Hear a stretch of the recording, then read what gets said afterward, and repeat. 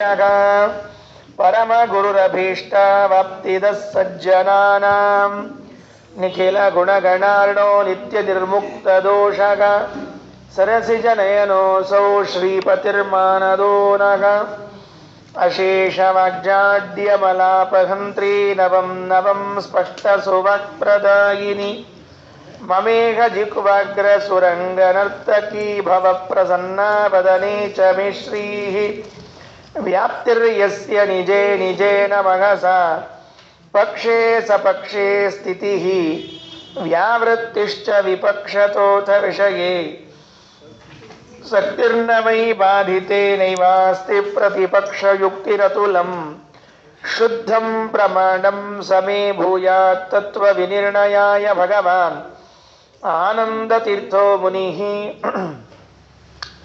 वाणिते करवाण्यम्बचरणौ हृदि सर्वदा मद्वाक्यसरणिर्भूयात् श्रीमदाचार्यभावगा नमोऽस्तु तात्विका देवाः विष्णुभक्तिपरायणाः धर्ममार्गे प्रेरयन्तु भवन्तः सर्व एव हि यस्य वा कामधेनुर्नः कामितार्थान् प्रयच्छति सेवेतं जययोगीन्द्रं कामबाणच्छिदं सदा अस्मद्गुरुसमारम्भां टीकाकृत्पादमध्यगां श्रीमदाचार्यपर्यन्तां वन्दे गुरुपरम्पराम्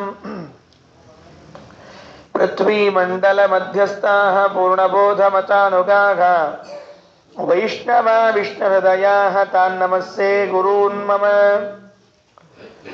आपादमौलिपर्यन्तं गुरूणामाकृतिं स्मरेत् तेन विघ्नाः प्रणश्यन्ति सिद्ध्यन्ति च मनोरथाः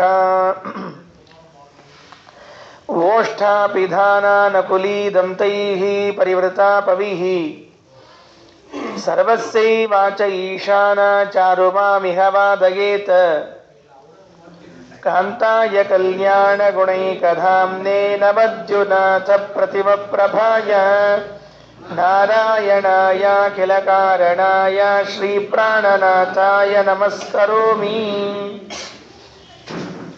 गौणैस्तर्कैर्गौणवाक्याभिगुप्तैः गौणीं बुद्धिं वर्धयन्ते नृणां ते हंसानाम्नो वाग्विघातप्रवीणाः सिन्धुं भूयो वारिवर्षैरिवाब्दाः ಸ್ವಸ್ತಿಸ್ತು.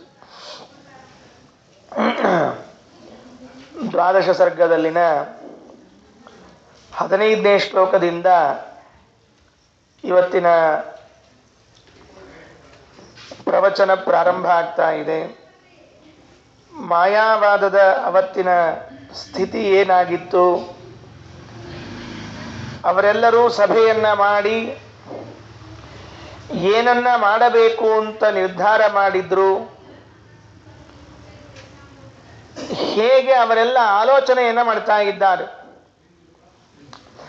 ಏನಾದರೂ ಮಾಡಿ ಈ ಆನಂದ ತೀರ್ಥರನ್ನ ತಡೆಯಲೇಬೇಕು. ಅವರ ಶಿಷ್ಯರು ಅವರು ಸೇರಿ ಜಗತ್ತಿನ ಎಲ್ಲ ಕಡೆಗೆ ವ್ಯಾಪಿಸಿಕೊಂಡು ಎಲ್ಲ ಕಡೆಗೆ ಹರಡಿ ಪುರಾತನವಾಗಿರುವ ಶಾಸ್ತ್ರವನ್ನ ಮೀರಿ ಹೊಸ ಶಾಸ್ತ್ರವನ್ನ ಹೇಳಿ ಜನರನ್ನೆಲ್ಲ ತಮ್ಮ ಕಡೆ ಸೆಳಿತಾ ಇದ್ದಾರೆ. ತಮ್ಮ ಕಡೆಗೆ ಸೆಳಿತಾ ಇದ್ದದ್ದನ್ನು ನೋಡಿ ಇವರಿಗೆ ಬಹಳ ದುಃಖ ಆಗ್ತಾ ಇದೆ, ತಡಿಲಿಕ್ಕಾಗ್ತಾ ಇಲ್ಲ. ಆ ಮಾತನ್ನ ಅವರ ಬಾಯಿಯಿಂದಲೇ ಆಡಿಸ್ತಾ ಇದ್ದಾರೆ ಪಂಡಿತಾಚಾರ್ಯರು. ಆ ಶ್ಲೋಕಗಳೆಲ್ಲ ನಿನ್ನೆ ಕೇಳಿದ್ದೇವೆ. ಇವತ್ತು ಮುಂದೆ ಬರೋದು ಅವರೆಲ್ಲ ಹೇಗೆ ಮಾತಾಡ್ತಾರೆ, ಹೇಗೆ ಜನರಿಗೆ ಕನ್ವಿನ್ಸ್ ಮಾಡ್ತಾರೆ ಅಂತ ಅದನ್ನು ಹೇಳ್ತಾ ಇದ್ದಾರೆ. ಮಾತಾಡುವುದು ಬೇರೆ, ಇನ್ನೊಬ್ಬರಿಗೆ ಮನ ಮುಟ್ಟಿ ಒಪ್ಪುವಂತೆ ಮಾತಾಡುವುದು ಬೇರೆ. ಸಾಮಾನ್ಯವಾಗಿ ಜನ ಮಾತಾಡ್ತಿರ್ತಾರೆ, ಬೇಕಾದಷ್ಟು ಮಾತಾಡ್ತಾರೆ, ಆದರೆ ಆಡಿದ ಮಾತುಗಳೆಲ್ಲವೂ ಕೂಡ ಎದುರಿಗೆ ಇದ್ದ ವ್ಯಕ್ತಿಗೆ ಮುಟ್ಟಿತು ಅಂತ ಇರೋದಿಲ್ಲ. ಆದರೆ ಈ ಮಧ್ವಾಚಾರ್ಯ ಶಿಷ್ಯರೇನಿದ್ದಾರಲ್ಲ, ಇವರು ಮಾತಾಡಿದ್ದೆಲ್ಲವೂ ಕೂಡ ಎದುರಾಳಿಗಳಿಗೆ ಹೋಗಿ ಮುಟ್ಟುತ್ತದೆ. ಅವರು ಕನ್ವಿನ್ಸ್ ಆಗ್ತಾರೆ, ಹೌದು ನಾವು ಮಧ್ವಶಾಸ್ತ್ರವನ್ನು ಅಂಗೀಕಾರ ಮಾಡಬೇಕು, ಭಗವಂತ ಗುಣಪೂರ್ಣನೆಂಬುವಂತಹ ಚಿಂತನೆಯನ್ನು ಮಾಡಬೇಕು, ನಿರ್ಗುಣನಾಗಿದ್ದಾನೆ, ಜೀವಬ್ರಹ್ಮರ ಐಕ್ಯವನ್ನು ಚಿಂತನೆ ಮಾಡಬೇಕು, ಇದೆಲ್ಲ ತಪ್ಪು ಅಂತ ಅವರಿಗೆಲ್ಲ ಮನವರಿಕೆ ಆಗ್ತಾ ಇದೆ ಅಂತ. ಅದನ್ನು ಈ 12ನೇ ಸರ್ಗದ 15ನೇ ಶ್ಲೋಕದಲ್ಲಿ ಹೇಳುವಾಗ, ಗೌಣೈಹಿ ತರ್ಕೈಹಿ ಗೌಣವಾಕ್ಯಾಭಿಗುಪ್ತೈಹಿ ಗೌಣೀಂ ಬುದ್ಧಿಂ ವರ್ಧಯಂತೆ ನೃಣಾಂತೆ. ತೇ ಆ ಆಚಾರ್ಯರ ಶಿಷ್ಯರೇನಿದ್ದಾರೆ ಅವರೆಲ್ಲರೂ ಕೂಡ ಗೌಣವಾಕ್ಯಾಭಿಗುಪ್ತೈಹಿ ಒಳ್ಳೆ ರಕ್ಷಣೆ ಇದೆ ಅಂತೆ ಅವರಿಗೆ. ತಾವೇನು ತತ್ವವನ್ನ ಜನರಿಗೆ ಮುಟ್ಟಿಸ್ತಾ ಇದ್ದಾರೆ, ಮಧ್ವ ಸಿದ್ಧಾಂತವನ್ನ, ಭಗವತ್ ತತ್ವವನ್ನ, ಅವರಿಗೆ ಒಳ್ಳೆ ರಕ್ಷಣೆ ಇದೆ. ಯಾವ ಮಾತುಗಳಿಂದ ರಕ್ಷಣೆ ಇದೆ ಅಂದ್ರೆ ಗೌಣವಾಕ್ಯಾಭಿಗುಪ್ತೈಹಿ, ಭಗವಂತನು ಗುಣಪೂರ್ಣನಾಗಿದ್ದಾನೆ ಅಂತ ಹೇಳುವ ವಾಕ್ಯಗಳು ವೇದದಲ್ಲಿ 100 ಅಲ್ಲ 1000 ಸಂಖ್ಯೆಯಲ್ಲಿ ಸಿಗ್ತಾ ಇದೆ. ಮಯ್ಯನಂತ ಗುಣೋನಂತೆ ಗುಣತೋನಂತ ವಿಗ್ರಹೇ. ಭಾಗವತದಲ್ಲಿ ಹೇಳುವಾಗ ದೇವರಂತಾನೆ, ಸ್ವಯಂ ಭಗವಂತ ನಾನು ಅನಂತ ಗುಣಪೂರ್ಣನಾಗಿದ್ದೇನೆ. ಅನಂತ ಗುಣಪೂರ್ಣನಾಗಿದ್ದೇನೆ ಅಂತಂದ್ರೆ ಸಂಖ್ಯೆಯಿಂದ ಮಾತ್ರ ಅನಂತ ಗುಣಪೂರ್ಣನಾಗಿದ್ದೇನೆ ಅಂತ ತಿಳಿಬೇಡ್ರಿ, ಒಂದೊಂದು ಗುಣಗಳು ಅನಂತವಾಗಿ ಇರುವಂತಹದ್ದಾಗಿದೆ ನನ್ನದು ಅಂತ ಹೇಳಿ ಭಗವಂತನೇ ಅನಂತ ಗುಣಪೂರ್ಣತ್ವವನ್ನು ಹೇಳಿದಾಗ, ಅಥ ಕಸ್ಮಾದುಚ್ಯತೆ ಪರಂ ಬ್ರಹ್ಮೇತಿ ಬೃಹಂತೋ ಹ್ಯಸ್ಮಿನ್ ಗುಣಾಃ. ಯಾತಕ್ಕಾಗಿ ದೇವರಿಗೆ ಬ್ರಹ್ಮ ಅಂತ ಕರೀತಾರೆ? ಎಷ್ಟೋ ಜನರಿಗೆ ಅದೇ ಸಮಸ್ಯೆ, ದೇವರಿಗೆ ಬ್ರಹ್ಮ ಅಂತ ಯಾಕೆ ಕರೀತಾರೆ ಗೊತ್ತಿಲ್ಲ. ಆಚಾರ್ಯರು ನಿರ್ಣಯವನ್ನು ಮಾಡಿಕೊಡ್ತಾರೆ, ವೇದವನ್ನು ಉದಾಹರಣೆ ಮಾಡ್ತಾರೆ. ಗುಣಗಳು ತುಂಬಿ ತುಳುಕ್ತಾ ಇವೆ ಅಂತೆ. ಹೇಗೆ ಪಾತ್ರೆಯಲ್ಲಿ ನೀರು ತುಂಬಿ ತುಳುಕಬೇಕೋ, ಹಾಲು ತುಂಬಿ ತುಳುಕ್ತದೆ ಅಂತಿದೆಯೋ, ಹಾಗೆ ಭಗವಂತನಲ್ಲಿ ಗುಣಗಳು ತುಂಬಿ ಓಲಾಡ್ತಾ ಇದ್ದದ್ದರಿಂದಲೇನೆ ಅವನಿಗೆ ಬ್ರಹ್ಮ ಅಂತ ಕರೆಯೋದು. ಅಂತಹ ಬ್ರಹ್ಮನನ್ನ ನಿರ್ಗುಣ ಅಂತ ಕರೆಯುವಂತಹ ದೊಡ್ಡ ಸಾಹಸವನ್ನು ಮಾಡ್ತಾ ಇದ್ದಾರಲ್ಲ ಈ ಜನ. ಇವರಿಗೇನಂತ ಹೇಳಬೇಕು? ಗೌಣೈಹಿ ತರ್ಕೈಹಿ, ಬರೇ ವಾಕ್ಯಗಳಲ್ಲ, ಅದಕ್ಕನುಸಾರಿಯಾದ ತರ್ಕ. ತರ್ಕ ಏನು? ಬ್ರಹ್ಮ ಸಗುಣಂ ಭವಿತುಮರ್ಹತಿ ವಸ್ತುತ್ವಾತ್ ಘಟವತ್ ಅಂತ ಅನುಮಾನವನ್ನು ಮಾಡ್ತಾ ಇದ್ದಾರಂತೆ. ಟಿಪ್ಪಣಿಕಾರರೆಲ್ಲ ತಿಳಿಸಿದ್ದಾರೆ ಅದನ್ನೆಲ್ಲ. ವಿಶ್ವಪತಿ ತೀರ್ಥರು, ವೇದಾಂಗ ತೀರ್ಥರು, ಛಲಾರಿ ಆಚಾರ್ಯರು ಎಲ್ಲರೂ ಕೂಡ ಆ ಅನುಮಾನ ಪ್ರಯೋಗಗಳನ್ನು ತಿಳಿಸಿದ್ದಾರೆ. ಹೀಗೆ ಅನುಮಾನದಿಂದ ಭಗವಂತನ ಗುಣಪೂರ್ಣತ್ವವನ್ನ ವೇದಗಳಿಂದ ಪುರಾಣಗಳಿಂದ ಹೇಳ್ತಾ ಬರ್ತಾ ಇದ್ದಾರೆ. ಬಂದು ಜನರಿಗೆ ಏನ್ ತಿಳಿಸ್ತಾ ಇದ್ದಾರೆ? ಗೌಣೀಂ ಬುದ್ಧಿಂ ವರ್ಧಯಂತೆ ನೃಣಾಂತೆ, ಭಗವಂತನು ಗುಣಪೂರ್ಣನಾಗಿದ್ದಾನೆ ಎಂಬ ಬುದ್ಧಿಯನ್ನೇ ಬೆಳೆಸ್ತಾ ಇದ್ದಾರಂತೆ. ಅಲ್ಲ, ಮತ್ತೆ ಅವ್ರು ಬೆಳೆಸ್ಲಿ, ನೀವಿದ್ದಿರಲ್ಲ, ನೀವೇನ್ ಮಾಡ್ತಾ ಇದ್ದೀರಿ ಅಂದ್ರೆ ನಮ್ಮ ಮಾತು ಯಾರು ಕೇಳಿಸ್ಕೋತಾರ್ರಿ? ಇವಾಗ ಹೆಂಗಿದ್ದೀರಿ ನೀವೆಲ್ಲ? ಹಂಸಾನಾಂನೋ ವಾಗ್ವಿಘಾತ ಪ್ರವೀಣಾಹ. ನಾವೆಲ್ಲ ಮಳೆಗಾಲದ ಹಂಸ ಆಗಿಬಿಟ್ಟಿದ್ದೇವೆ. ಮಳೆಗಾಲದ ಹಂಸ ಅಂದ್ರೆ ಏನ್ರಿ? ಮಳೆಗಾಲದಾಗ ಯಾರೂ ಕೇಳಂಗಿಲ್ಲ ಹಂಸನ್ನ, ಚಳಿಗಾಲದಾಗ ಅಷ್ಟೇ ಕೇಳೋರು. ಮಳೆಗಾಲದಾಗ ಮೋಡ ಮಳೆ ಅದನ್ನ ಕೇಳ್ತಿರ್ತಾರೆ. ಇವ್ರು ಯಾರು ಕೇಳಬೇಕಾಗ್ಯದ? ನಾವೆಲ್ಲ ಹೇಗಿದ್ದೀವಿ ಅಂದ್ರೆ ಮಳೆಗಾಲದ ಹಂಸದಂತೆ ಇದ್ದೀವಿ.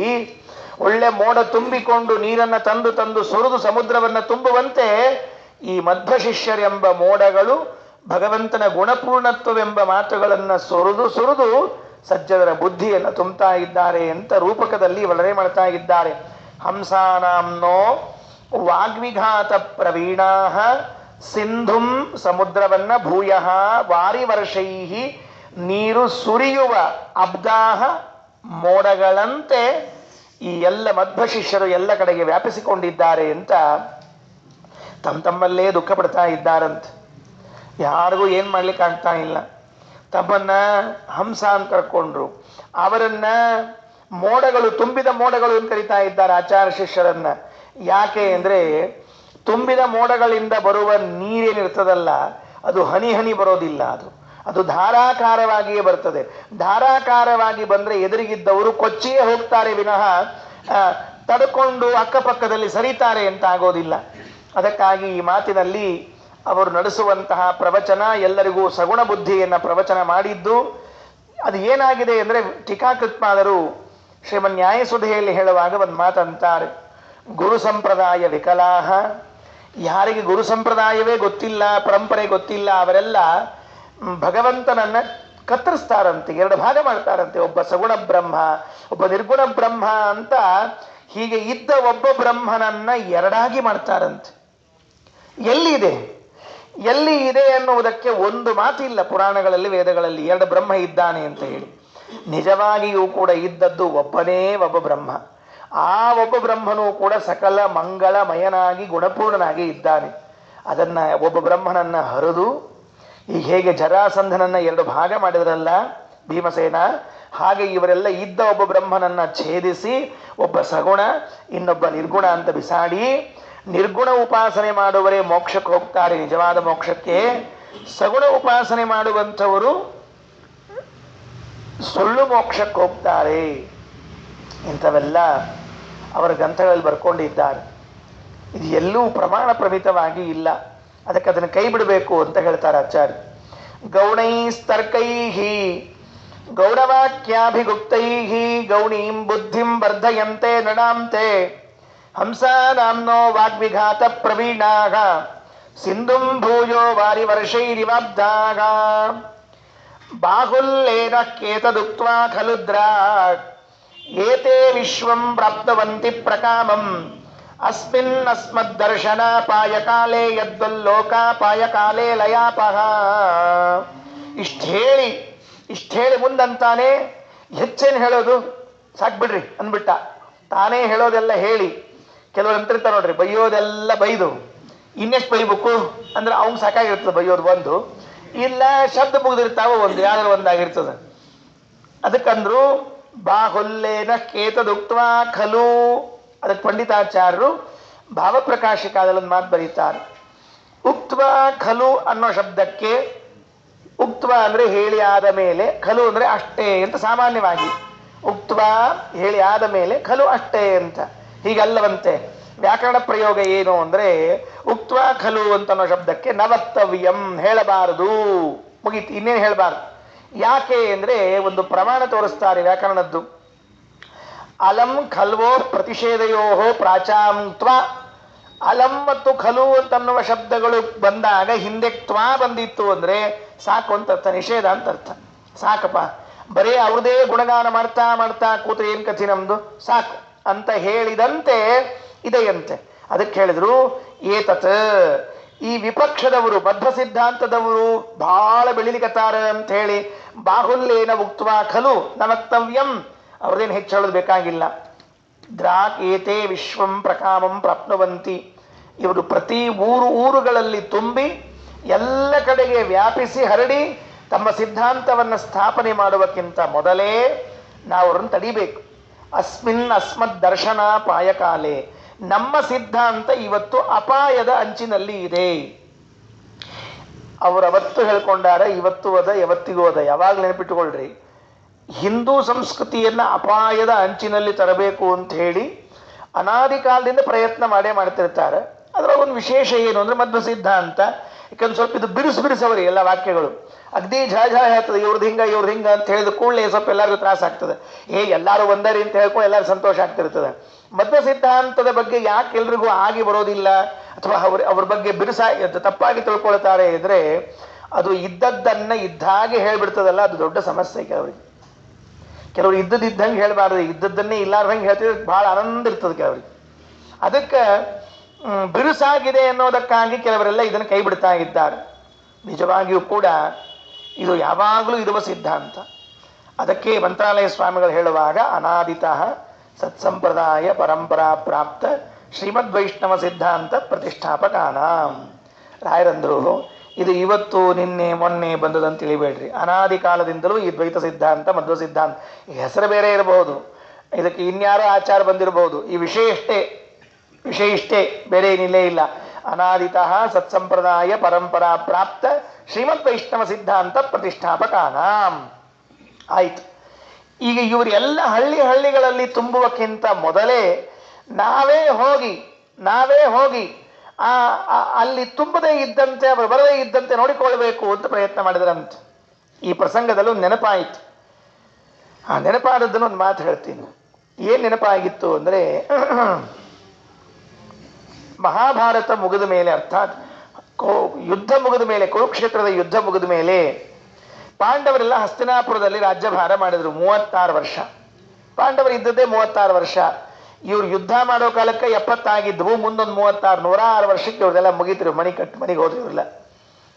ಆ 36 ವರ್ಷಗಳಲ್ಲಿ ಭೀಮಸೇನ ಮಾಡಿಸಿದ್ದೇನು ಅಂತ ತಾತ್ಪರ್ಯ ನಿರ್ಣಯದಲ್ಲಿ ಆಚಾರ್ಯರು ಏನ್ ಮಾಡಿಸಿದ್ರು ಭೀಮಸೇನ ದೇವರು ಅಂದ್ರೆ, ಪ್ರತಿ ಗ್ರಾಮಗಳಲ್ಲಿ ಪ್ರತಿ ಹಳ್ಳಿಗಳಲ್ಲಿ ಪಂಚವಿದುಷಃ 5 ಜನ ವಿದ್ವಾಂಸರನ್ನ ತಾವೇ ನಿಯಮನ ಮಾಡಿದ್ರಂತೆ, ಅಪಾಯಿಂಟ್ ಮಾಡಿದ್ರಂತೆ.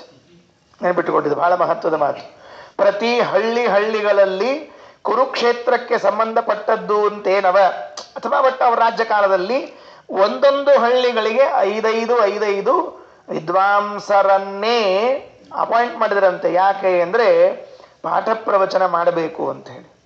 ಸದ್ವೈಷ್ಣವಾನ್, ಒಳ್ಳೆ ವೈಷ್ಣವರಾದ ವಿಷ್ಣು ಭಕ್ತರಾದ ಜನರನ್ನ ಅಲ್ಲಿ ತೆಗೆದುಕೊಂಡವರನ್ನ ಅವರ ಮೇಲ್ ನೋಡ್ಲಿಕ್ಕೆ ಒಬ್ಬ ಮುಖಂಡನ ಇಟ್ಟಿದ್ರಂತೆ.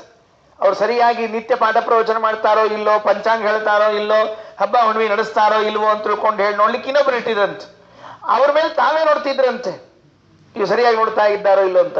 ಇಷ್ಟು ವ್ಯವಸ್ಥೆಯಿಂದ ಅವರ ಕಾಲದಲ್ಲಿ, ಮುಂದೆಯೂ ಪ್ರಾಯ ಜನಮೇಜಯನ ಕಾಲದಲ್ಲೂ ಬಂದಿರಬೇಕು. ಅಂತೂ 36-40 ವರ್ಷಗಳ ಕಾಲ ಭೀಮಸೇನ ಇದ್ದಾಗ ಪ್ರತಿ ಹಳ್ಳಿಗಳಲ್ಲಿ 5 ಜನ ವಿದ್ವಾಂಸರು, ಒಬ್ರು ಮುಖಂಡರು ಇದ್ದು ಚಂದಾಗಿ ತತ್ವಶಾಸ್ತ್ರವನ್ನು ಎಲ್ಲ ಕಡೆಗೆ ಪ್ರಚಾರ ಮಾಡಿದ್ರಂತೆ.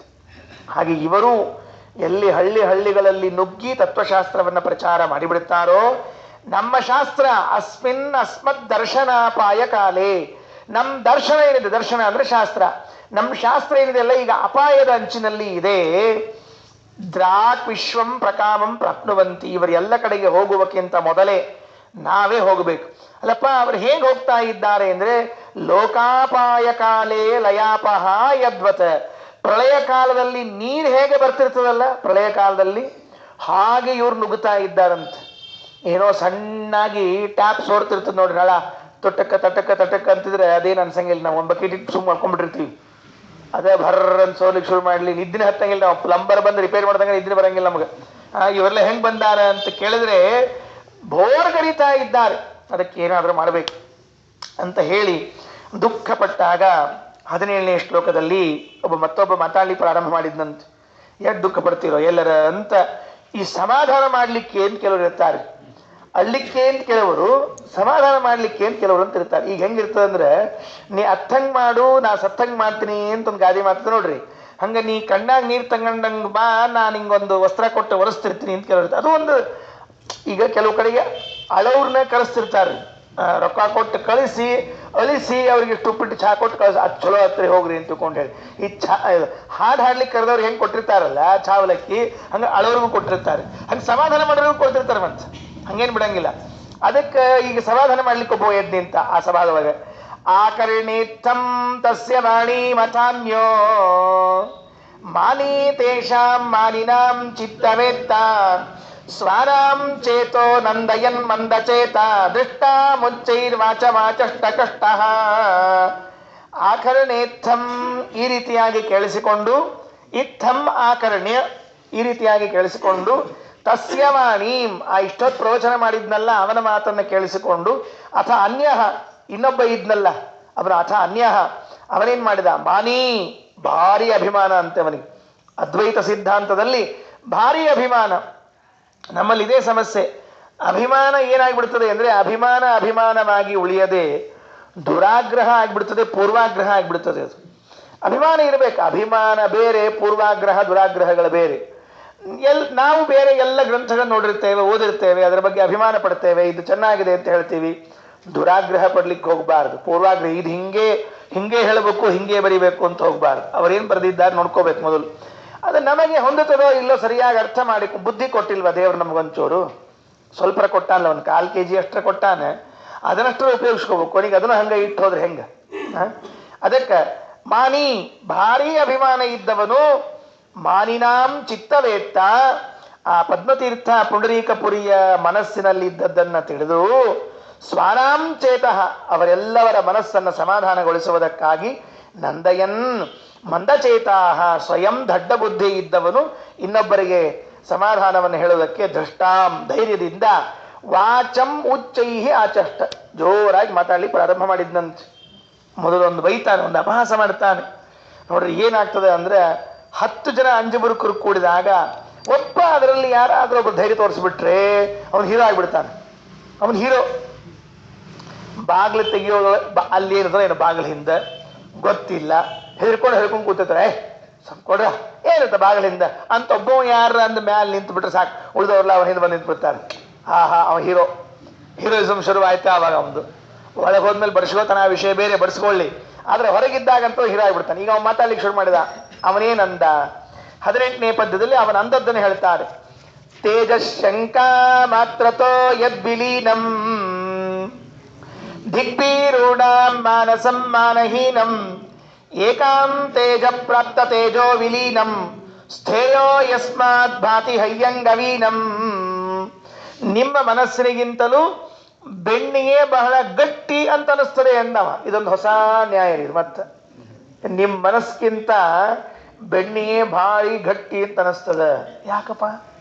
ಯಾಕೆ ನಮ್ಮ ಮನಸ್ಸಿಗಿಂತ ಬೆಣ್ಣಿ ಗಟ್ಟಿ?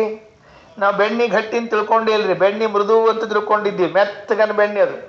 ಅದಕ್ಕೆ ಬೆಣ್ಣಿ ಹೆಂಗೆ ಮೆತ್ತಗೆ ಮಾತಾಡ್ತಿರ್ತಾರ, ನೈಸ್ ಹೊಡಿತಿರ್ತಾರ ಅಂತಿರ್ತಾರ ನೋಡ್ರಿ, ಅದು ಬೆಣ್ಣಿ ಅಂತ ಅದಕ್ಕೆ ಕರೆದಿದ್ರಿ. ಅದು ಇಷ್ಟು ಶಣೆ ಅದ ಬೆಣ್ಣಿ. ಹತ್ತೀನಿ ನೀರಿಗೆ ಅಂಟ್ಕೊಳಂಗಿಲ್ಲ, ಕೈಗೆ ಅಂಟ್ಕೊಳಂಗಿಲ್ಲ, ಎಲ್ಲೆಲ್ಲೆಲ್ಲೆಲ್ಲೂ ಅಂಟ್ಕೊಳಂಗಿಲ್ಲ. ಅಂಟ್ಕೊಳ್ಳಾರ್ದಂಗೆ ತನ್ನ ಕೆಲಸ ಮಾಡ್ಕೊಳ್ತಲ್ಲ, ಅದಕ್ಕೆ ಬೆಣ್ಣಿ ಅಂತ ಕರೆಯೋದ್ರಿ. ಇನ್ನು ಕೆಲವರು ಇದ್ದಾರೆ ಬೆಣ್ಣೆಯಾಗ ಕೂದಲ ತೆಗೆದಂಗೆ ಅಂತ ಬೇರೆ ಹೇಳ್ತಿರ್ತಾರೆ. ಮತ್ತು ಅದೊಂದು ಅಂದ್ರೆ ಅಷ್ಟು ಅವ್ರು ಕೆಲಸ ಮಾಡಿಸೋಕು ಅಂತ. ಹಂಗಿದು ಬೆಣ್ಣೆ ಏನಂದ್ರೆ ನೋಡ್ರಿ, ಈ ಬೆಣ್ಣಿ ನಿಮ್ಮ ಮನಸ್ಸಿಗಿಂತಲೂ ಗಟ್ಟಿ ಅಂತ ಅನಿಸ್ತದೆ ಅಂದ್ರೆ ಅವ್ರು ಹೆಂಗೆಂಗೆ ಹುಡುಕಿರ್ತಾರೆ ನೋಡ್ರಿ ಉಪಾಯಗಳನ್ನು ಅವರು. ಏನಂತಾರೆ? ತೇಜಶಂಕಾ ಮಾತ್ರತೋ ಯದ್ವಿಲೀನಂ. ಮಧ್ವಾಚಾರ್ಯರು ಪ್ರಬಲರಿದ್ದಾರೆ ಅಂತ ಇಷ್ಟು ಕೇಳಿ ಇನ್ನೂ ಅವ್ರು ನೀವೇನು ಎದುರಿಸಿಲ್ಲ, ಅವ್ರ ಹತ್ರ ಹೋಗಿಲ್ಲ, ಅವ್ರ ಗ್ರಂಥ, ಅವ್ರ ಪಾಠ ಪ್ರವಚನ ಶೈಲಿ, ಅವ್ರ ಶಿಷ್ಯರು ಅಂತ ಹಿಂಗ ಕರ್ಣೋಪಕರಣವಾಗಿ ಕೇಳಿಯೇ ಇಷ್ಟು ಹೆದರ್ಕೊಂಡಿದ್ದೀರಿ. ಅವರ ತೇಜಸ್ಸಿನ ವಾರ್ತೆ ಕೇಳಿ ಹೆದರಿದ್ದೀರಿ ನೀವು ಅಂದ್ರೆ ನಿಮಗಿಂತಲೂ ಬೆಣ್ಣಿನೇ ಕರೆಕ್ಟ್ ಗಟ್ಟಿ. ಯಾಕೆ? ಬೆಣ್ಣಿ ಬೆಂಕಿ ಶಬ್ದ ಕೇಳಿದಾಗ ಇಲ್ಲಿ ತನಕ ಕರಿಗಿಲ್ರಿ, ಅದು ಬೆಂಕಿ ಹತ್ತಿದಾಗ ಕರಿಗೆ. ನೆನಪಿಟ್ಕೊಳ್ರಿ ಎಂದವ್. ಬೆಂಕಿ ಹತ್ಬೇಕು, ಅದಕ್ಕೆ ಬೆಂಕಿ ಹತ್ತಿದ್ರೆ ಕರಗ್ತದ. ಹೇ ಬೆಣ್ಣೆ ನೋಡು ಅಲ್ಲಿದೆ ಬೆಂಕಿ ಅಂದ್ರೆ ಸುಮ್ ಕುದಿರ್ತದೆ, ಅದೇ ಕರಗ್ಲಿಕ್ಕೆ ಹೋಗಿ ಹೆದರ್ಕೊಂಡು ನಮ್ಮ ಹಂಗ. ಹಿಂಗೆ ನೋಡ್ರಿ ಎಲ್ಲರ ಅಂಗಡಿ ಒಳಗೆ ಬೆಣ್ಣೆ ಇರ್ತದೆ, ಬಾಜುಕಿನ ಅಂಗಡಿಯಾಗ ಗ್ಯಾಸ್ ಹಚ್ಚಿರ್ತಾನವ. ನೋಡು ಬಾಜುಕಿನ ಅಂಗಡಿಯಾಗ ಅಂದ್ರೆ ಇರ್ಲಿ ಅಂತದ್ ನಮಗೆ ನೋಡ್ಕಂತದ. ಅದು ಎಲ್ಲಿ ತನಕ ಒಲಿ ಮ್ಯಾಲ ಕೂತು ಬುಡಕ್ ಠಕ್ ಅಂತ ಬೆಂಕಿ ಹತ್ತಂಗಿಲ್ಲ, ಅಲ್ಲಿವರೆಗೂ ಕೂಡ ಅದು ಕರಗೋದಿಲ್ಲ. ನೀವು ಎಲ್ಲೋ ಬೆಂಕಿ ಅದ ಅಂತ ಕೇಳಿದ ಮಾತ್ರಕ್ಕೆ ಹೆದರ್ತಿದ್ದೀರಿ ಅಂದ್ರೆ ನಿಮಗಿಂತಲೂ ಬೆಣ್ಣಿಯೇ ಶ್ರೇಷ್ಠ ಗಟ್ಟಿ ಅಂತ ಅನಿಸ್ತದೆ ಅಂತ. ನೋಡಿ ಎಷ್ಟು ಚಂದ ಲೌಕಿಕ ದೃಷ್ಟಾಂತ ಹೇಳೋ ಮೂಲಕವಾಗಿ ತಿಳಿಸ್ತಾ ಇದ್ದಾರೆ. ತೇಜಶಂಕಾ ಮಾತ್ರತೋ ಯದ್ವಿಲೀನಂ. ತೇಜಶಂಕ ಇನ್ನೂ ಅದೇನು ಗೊತ್ತಿಲ್ಲ. ತೇಜೋ ಅಸ್ತಿ ಇತಿ ಶಂಕಾ ಮಾತ್ರತಃ. ಅವ್ರು ಭಾರಿ ಪ್ರಬಲರಿದ್ದಾರೇನೋ ಅಂತ ಇಷ್ಟ ಅಂದುಕೊಂಡೇ ಇಷ್ಟು ಹೆದರ್ಕೊಂಡಿರಿ ನೀವೆಲ್ಲ.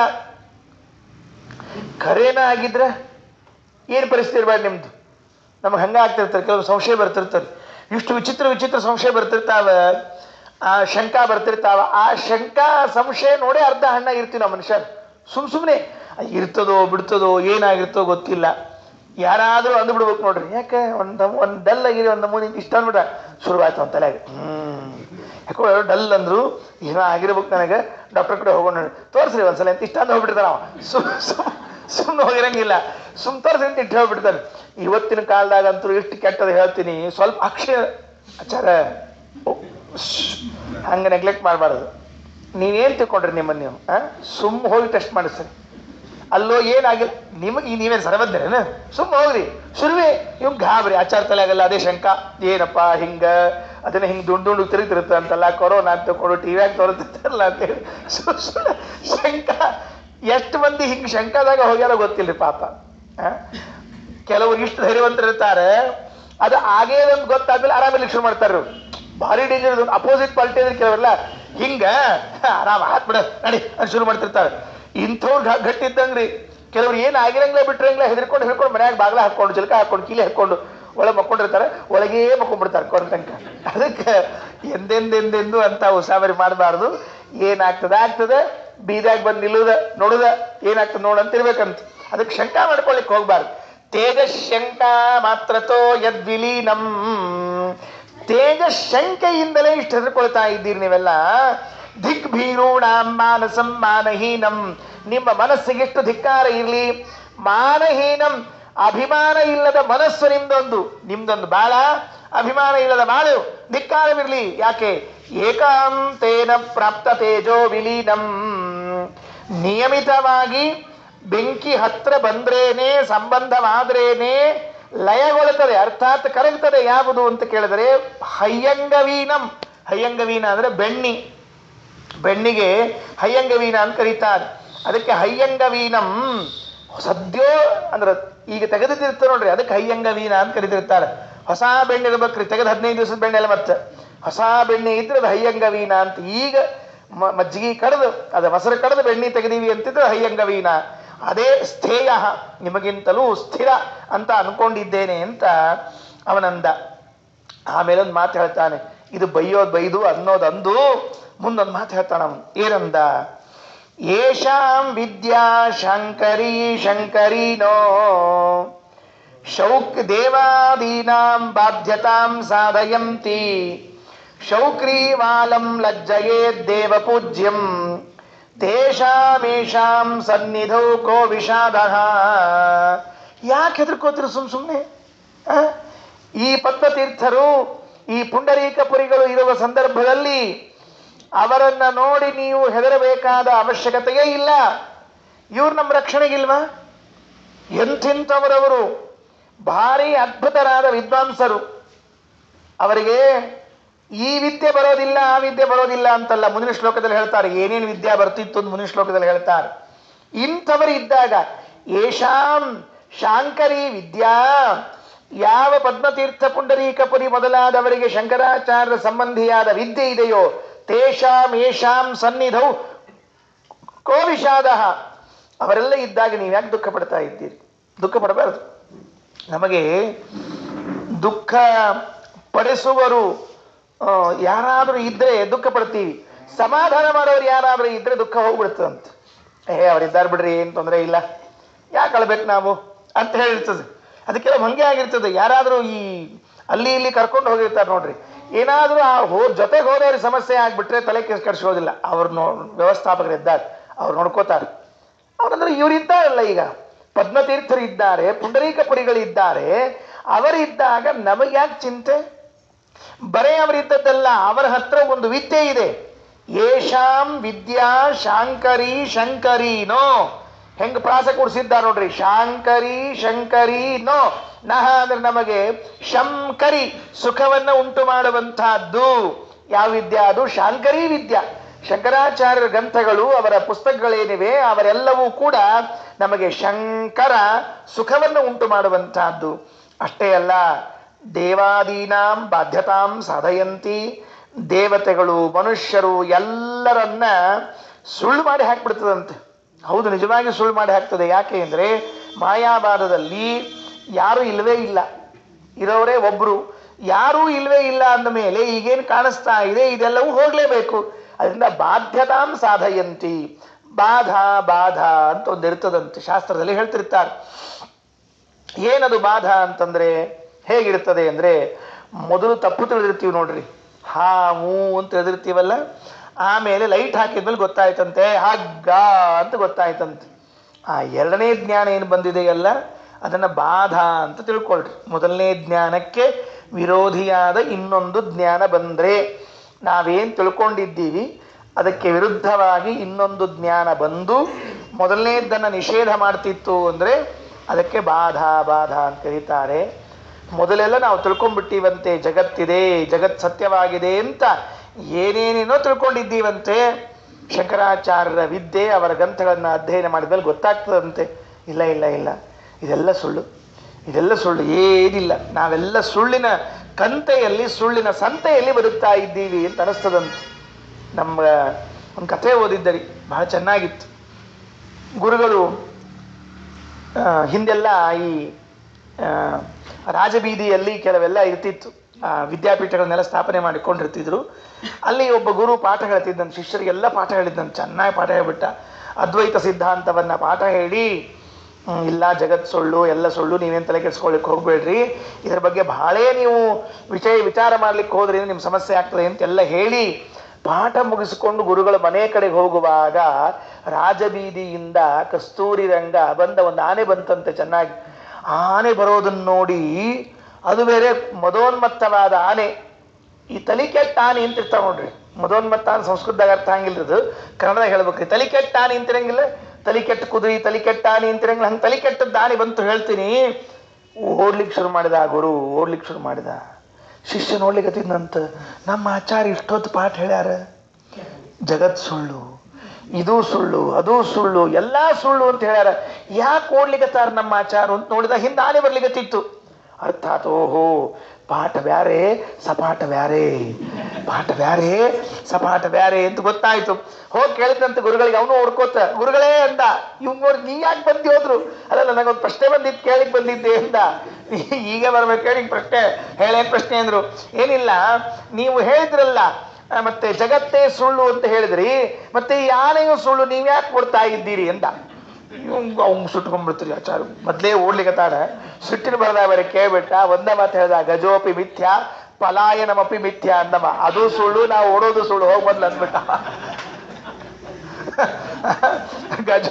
ಗಜೋಪಿ ಮಿಥ್ಯ ಪಲಾಯನಮಪಿ ಮಿಥ್ಯ ಅಂದ. ಅದು ಆನೆ ಬಂದದ್ದು ಸುಳ್ಳು, ನಾವು ಓಡಿದ್ದು ಸುಳ್ಳು, ನೀ ತಿಳ್ಕೊಂಡು ಸುಳ್ಳು, ನಡಿ ಹೋಗಂದ. ಹಿಂಗಾಗ್ತದ್ರಿ ಯಾವಾಗ್ಲೂ ಹಂಗೆ. ಸುಳ್ಳು ಅಂತ ಹೇಳಲಿಕ್ಕೆ ಹೋದ್ರೆ ಆ ಸುಳ್ಳು ಎಷ್ಟು ಉಳಿಸ್ತೀರಿ ಹೇಳ್ರಿ ನೋಡಂತ. ಬೆಳಿಗ್ಗೆ ಎಲ್ಲ ಪಾಠ ಹೇಳ್ತಿದ್ರಂತೆ ಶಂಕರಾಚಾರ್ಯ. ಪಾಠ ಮುಗಿಸಿದ ಮೇಲೆ ದೇವರ ಪೂಜೆಗೆ ಅಣಿ ಮಾಡ್ರಿ ಅಂತ ಹೇಳ್ಬೇಕಂತ. ಇಷ್ಟೊತ್ತು ಪಾಠ ಹೇಳುವಾಗ ಜಗತ್ತು ಸುಳ್ಳು, ಜೀವಬ್ರಹ್ಮ ಐಕ್ಯ ಅಂತ ಎಲ್ಲ ಹೇಳಿ ಆಮೇಲೆ ನೀವು ಮತ್ತೆ ಪೂಜೆ ಮಾಡ್ತೀರಲ್ಲ ಅಂದ್ರೆ ಅದು ಹೇಳೋದಕ್ಕೆ, ಇದು ಮಾಡೋದಕ್ಕೆಪ್ಪ. ಅವ್ರ ಗ್ರಂಥ ಹೇಳಿದೆ ಗೊತ್ತಾ, ಭಜ ಗೋವಿಂದಂ ಮೂಢಮತೆ. ಇದು ಶಂಕರಾಚಾರ್ಯ ಗ್ರಂಥ ಇದು. ಅವರು ಹೇಳಿದ್ದಾರೆ, ಗೋವಿಂದನ ಭಜನೆ ಮಾಡೋ, ಗೋವಿಂದನ ಭಜನೆ ಮಾಡೋ. ಯಮದೂತರು ಹತ್ತಿರ ಬಂದಾಗ ನಿನಗೆ ಯಾವುದು ರಕ್ಷಣೆ ಮಾಡೋದಿಲ್ಲ. ನಹಿ ರಕ್ಷತೆ ಡುಕ್ರೀಕರಣೆ, ವ್ಯಾಕರಣ ಮೀಮಾಂಸ ಯಾವ್ದು ರಕ್ಷಣೆ ಮಾಡೋದಿಲ್ಲ ನಿನಗೆ ರಕ್ಷಣೆ ಮಾಡೋದು ಗೋವಿಂದ ಅಂತ. ಅಲ್ಲಿ ಗೋವಿಂದ ಅಂತ ಹೇಳ್ತಾರೆ, ಇಲ್ಲಿ ಗೋವಿಂದ ಆಗಿಬಿಡ್ತಾರೆ. ಏನಾಗ್ತದೋ ಗೊತ್ತಿಲ್ಲ, ಪುಸ್ತಕದಲ್ಲಿ ಯಾಕೆ ಹಾಗೆ ಬರೀತಾರೋ ಗೊತ್ತಿಲ್ಲ ಅವರು, ಅದಕ್ಕೆ ಹಾಗೆ ಹೇಳ್ತಿದ್ದಾರೆ. ಆದರೆ ನಮ್ಮ ಶಂಕರಾಚಾರ್ಯ ವಿದ್ಯೆ ಎಷ್ಟು ಚೆನ್ನಾಗಿದೆ ಅಂತಂದ್ರೆ, ಜಗತ್ತನ್ನೆಲ್ಲ ಒಂದೇ ಹೊಡೆತಕ್ಕೆ ಖಲಾಸ್ ಇಲ್ಲ ಅಂತ ಮಾಡಿಬಿಡ್ತದೆ. ಒಂದು ಪ್ರಾಣಿ ಇದೆ ಅಂತೆ, ಒಂದು ಪ್ರಾಣಿ. ಆ ಪ್ರಾಣಿ ಶತ್ರುಗಳು ಬಂದ್ರು ಅಂದ್ರೆ ಏನ್ ಮಾಡ್ತದೆ? ಸಾಮಾನ್ಯವಾಗಿ ಎಲ್ಲ ಪ್ರಾಣಿಗಳು ಶತ್ರು ಬಂದಾಗ ಏನ್ ಮಾಡ್ತಿರ್ತದೆ ಅಂದ್ರೆ ಓಡಿ ಹೋಗ್ತಿರ್ತದೆ, ಹೌದಾ? ಇಲ್ಲ, ಕೆಲವು ಯುದ್ಧಕ್ಕೆ ನಿಲ್ತಿರ್ತದೆ. ಸಮರ್ಥವಾಗಿದ್ರೆ ಯುದ್ಧಕ್ಕೆ ನಿಲ್ತದೆ, ದುರ್ಬಲವಾಗಿದ್ರೆ ಓಡಿ ಹೋಗ್ತದೆ. ಇನ್ನೊಂದು ಪ್ರಾಣಿ ಇದೆ ಅಂತೆ, ಮರುಭೂಮಿಯಲ್ಲಿರುವಂತಹ ಒಂದು ಪ್ರಾಣಿ, ಶತುಮೃಗ ಅಂತ ಕರೀತಾರಂತೆ ಹಿಂದಿ ಒಳಗದನ್ನ. ಆ ಪ್ರಾಣಿ ಏನ್ ಮಾಡ್ತದೆ ಅಂತ ಕೇಳಿದ್ರೆ, ಶತ್ರುಗಳು ಯಾರಾದ್ರೂ ಬಂದು ಬಿಟ್ರೆ ತನ್ನ ಈ ಕುತ್ತಿಗೆ ಇರ್ತದಲ್ಲ, ಬೇಲಿನ ಪೋರ್ಷನ್, ಅದನ್ನ ಮಣ್ಣಿನ ಒಳಗೆ ಹಾಕೊಂಡು ಮುಚ್ಕೊಂಡ್ಬಿಡ್ತದಂತೆ. ಯಾಕೆ ಅಂದ್ರೆ ಒಳಗಡೆಗೆ ಯಾರು ಕಾಣಿಸೋದಿಲ್ಲ. ಎಲ್ಲಿ ಹೇಳ್ರಿ? ಒಳಗಡೆಗೆ, ಮಣ್ಣಿನ ಒಳಗಡೆಗೆ, ಉಸುಕಿನ ಒಳಗಡೆಗೆ ಯಾರಿರೋದಿಲ್ಲ. ಧೈರ್ಯ ಅದಕ್ಕೆ ಯಾರ್ಯಾರು ಇಲ್ಲ. ಹಂಗಾಯ್ತದ ಪರಿಸ್ಥಿತಿ. ಕಣ್ಣು ಮುಚ್ಚಿದ ಕೂಡಲೇ ಯಾರು ಕಾಣಿಸೋದಿಲ್ಲ. ಯಾರು ಕಾಣಿಸಿದ್ರೆ ಇಲ್ಲೇ ಇಲ್ಲ, ಮುಗಿದೋಯ್ತು. ಹಾಗೆ ಇವರು ಒಂದು ದಿವಸ ಅಹಂ ಬ್ರಹ್ಮಾಸ್ಮಿ ಅಂತ ಜ್ಞಾನ ಬಂದ್ಬಿಟ್ರೆ ಯಾರು ಇರೋದಿಲ್ಲ, ಎಲ್ಲರೂ ಇಲ್ಲೇ ಇರ್ತಾರೆ. ಎಲ್ಲಿ ಹೋಗಿರಂಗಿಲ್ಲ ಅವರೆಲ್ಲ. ಅವ್ರಿಗೆ ಹೇಳಿದ ಪಾಠ ಹೇಳಿದವರು, ಹೇಳಿಸ್ಕೊಂಡವರು, ಅವ್ರು ಶ್ರದ್ಧಾ ಮಾಡೋರು ಎಲ್ಲ ಇಲ್ಲೇ ಇರ್ತಾರೆ, ಅವ್ರೆಲ್ಲ ಹೋಗಿರಂಗೇ ಇಲ್ಲ. ಇದು ಸುಳ್ಳು ಹಿಂಗೆ. ಅದಕ್ಕೆ ಇವರೇನಂದಾರ ಅಂದ್ರೆ, ಯೇಷಾಂ ವಿದ್ಯಾ ಶಾಂಕರಿ ಶಂಕರೀನೋ ದೇವಾದೀನಾಂ ಬಾಧ್ಯತಾಂ ಸಾಧಯಂತಿ ಶೌಕ್ರೀವ ಅಲಂ. ಶುಕ್ರಾಚಾರ್ಯ ವಿದ್ಯೆ ಇದ್ದಂತೆ. ಹೇಗೆ ಶುಕ್ರಾಚಾರ್ಯರು ದೈತ್ಯರಿಗೆಲ್ಲ ಪಾಠ ಹೇಳಿದ್ರು ನೋಡ್ರಿ, ಎಷ್ಟು ಚೆನ್ನಾಗಿ ಪಾಠ ಹೇಳಿದ ದೈತ್ಯರಿಗೆ ಅಂದ್ರೆ, ಬರೇ ಮುಳುಗಿಸೋದು, ಮೋಸ ಮಾಡೋದು, ಟೊಪಿಗೆ ಹಾಕೋದು, ಇಂಥವೇ. ಹೇಗೆ ಶುಕ್ರಾಚಾರ್ಯ ವಿದ್ಯೆಯೋ ಹಾಗೆ ಲಜ್ಜೆಯೇ ದೇವಪೂಜ್ಯಂ. ಬೃಹಸ್ಪತ್ಯಾಚಾರ್ಯರು ನಾಚಿಕೊಳ್ಳುವಂತಹದ್ದಿದ್ದಾಗ ತೇಷಾಮೇಷಾಂ ಸನ್ನಿಧವು. ಇಷ್ಟೆಲ್ಲ ವಿದ್ಯೆಯನ್ನು ಕಲ್ತಿರುವಂತಹ ಪದ್ಮತೀರ್ಥ ಮೊದಲಾದವರ ಸನ್ನಿಧಾನದಲ್ಲಿ ಯಾಕ್ರಿ ನೀವು ಅಳ್ತಾ ಇದ್ದೀರಿ? ದುಃಖ ಪಡಬೇಡ್ರಿ. ಒಂದು ವೇಳೆ ನಮಗೆ ಪಾಠ ಪ್ರವಚನದ ಮೂಲಕವಾಗಿ ಅವರನ್ನ ಸೋಲಿಸಲಿಕ್ಕಾಗದೇ ಇದ್ದರೆ, ವಾದವನ್ನ ಮಾಡಿ ಸೋಲಿಸ್ಲಿಕ್ಕಾಗದೇ ಇದ್ರೆ ಬೇರೆ ಉಪಾಯ ಇಲ್ವಾ? ಬೇರೆ ಒಳ್ಳೆ ಉಪಾಯ ಇದೆ. ಹೇಗಿದೆ? ಯದ್ಯದ್ವೈತಂ ಕರ್ಕಶೈರ್ಗೌಡ ತರ್ಕೈಃ ವೃದ್ಧಂ ಸಾಧ್ಯಂ ನೈವ ಭಾತ್ಯಸ್ತು ತಾವತ್ ಷಟ್ಕರ್ಮಗ್ನೇ ದಿವ್ಯ ಮಂತ್ರೌಷಧಾದ್ಯೈಃ ಏತೈರ್ಗುಪ್ತಾನ್ ನೋನ ಜೇತಾ ಹಿ ಕಶ್ಚಿತ್. ಒಂದು ಕೆಲಸ ಮಾಡೋಣಂತ, ಇದು ಹೋದ್ರೆ ಹೋಯ್ತು. ಯದಿ ಅದ್ವೈತಂ, ಈ ಅದ್ವೈತವನ್ನ ನಮಗೆ ಉಳಿಸ್ಲಿಕ್ಕೆ ಆಗೋದಿಲ್ಲ ಅಂದ್ರೆ ವೃದ್ಧಂ ಪ್ರತಿಭಾತಿ, ಅವರು ಹೇಳೋ ಯುಕ್ತಿಗಳಿಂದ ಎಲ್ಲ ಅದ್ವೈತ ತಡೆದು ಹೋಗಿದೆ, ನಿಂತು ಹೋಗಿದೆ, ಅದನ್ನು ನಾವಿನ್ನ ಬದುಕಿಸ್ಲಿಕ್ಕೆ ಆಗೋದಿಲ್ಲ ಅಂತ ಅನಿಸಿದ್ರೆ ಇರುವಲ್ತ್ಯಾಕೆ ಮತ್ತೇನ್ ಮಾಡಬೇಕು? ಷಟ್ಕರ್ಮಜ್ಞೈಹಿ, ಒಂದು 6 ಕರ್ಮಗಳಿವೆ ಅಂತ. ಆ 6 ಕರ್ಮಗಳಿಂದ ಅವರನ್ನು ನಿರಾಕರಣೆ ಮಾಡೋಣಂತೆ.